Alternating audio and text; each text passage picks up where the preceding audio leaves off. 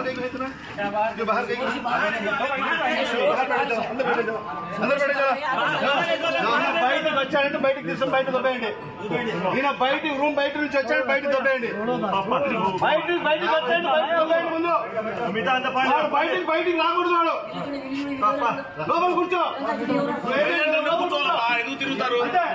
బయటికి పంపించేయండి. మరి ఫారం చూడు బయట ఉన్నాడు పోమండి.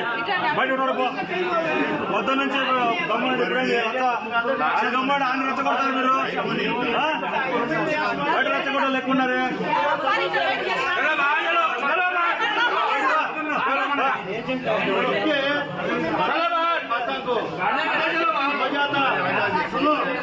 आज एक दिन